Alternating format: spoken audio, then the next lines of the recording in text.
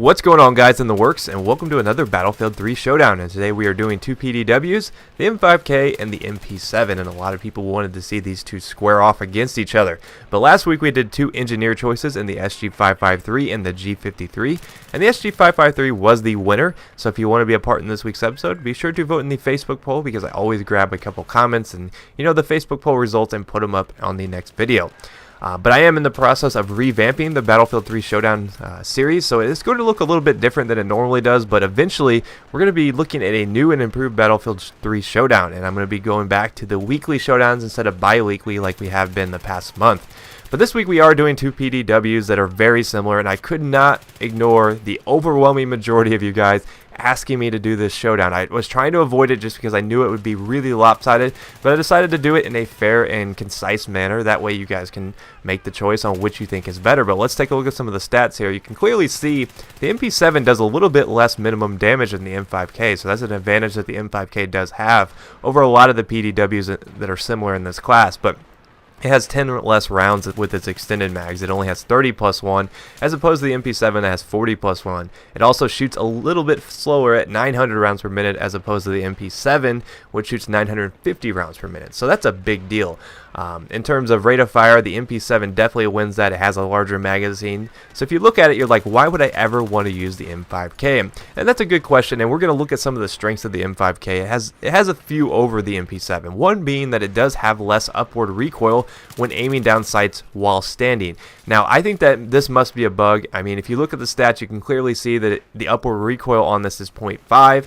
Well, if you're aiming down sights while standing and not moving, the recoil is only 0.25, so it does get a reduction while standing, and that's kind of strange. Usually going prone and crouching is different, so maybe that's something that's just unique to this weapon. Maybe it's a glitch by DICE, but it is there, so it is an advantage that goes to the M5K. Now, obviously the fire rate's going to be a big deal in the MP7. When you think of the MP7, you think of hip fire and a blazing fast rate of fire. And the MP7 is actually one of the few weapons that's appeared in, this is its third showdown, and it's never lost a showdown. So I'm not so sure that the MP7 is going to lose the M5K just because it has so many advantages over the M5K.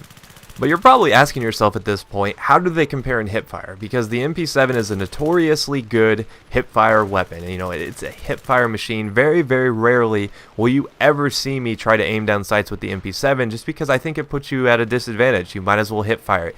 Now, granted, you will waste more ammo like that, so if you consider yourself a more accurate shot, perhaps in certain situations you will find yourself aiming. But in terms of hipfire, the MP7 does have a slight edge over the M5K, so I'm not making a very good case for the M5K, and that's a shame because I don't like doing lopsided showdowns, but honestly I think the MP7 just outclasses this weapon. Now, the one advantage that the M5K does have over the MP7, and we've already talked about the aim down sight advantage that you can get, is the fact that it holds a little bit more damage. It has 12.5 at its minimum, as opposed to the MP7, which is like 11.2, and that extra 1.3 damage actually could come into effect at extreme ranges. But I want to point out one thing, is people often look when the drop off starts, and the drop off on the M5K starts at 8 meters, which is really, really close. I think the only other PDW that starts off sooner than that is the AS Val, which the drop off on that starts at 6 meters. So the M5K is going to reach its minimum damage much quicker,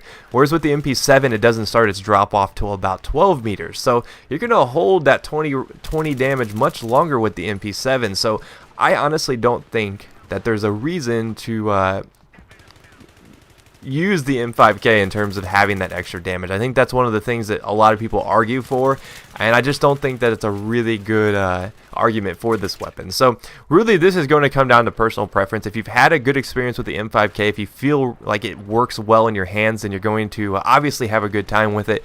I personally have to give my edge to the MP7. I think it's going to be our first ever triple winner in the Battlefield 3 Showdown. It is the only one that's appeared in 3 showdowns, unfortunately, but it just gets the job done. It's a very underrated weapon, and I think that it is the winner this week, at least in my eyes. So let me know in the Facebook poll which weapon you guys like. Do you want a high fire rate, good hip fire, fast reload weapon, or you want a weapon that can hold a little bit more damage? It has a little bit less bounce when aiming down sights while standing.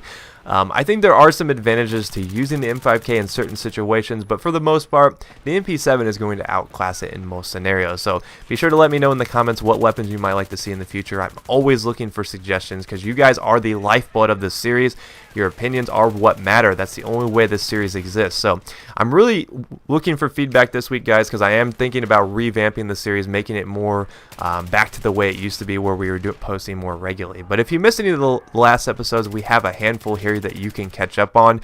Before this, we did the SG553 versus the G53, which was a good episode. It was one of my favorite ones yet. And before that, we had the L86 versus the M27. So 2 awesome episodes. Check those out. Be sure to vote in the Facebook poll, and I will see you guys next time. Peace.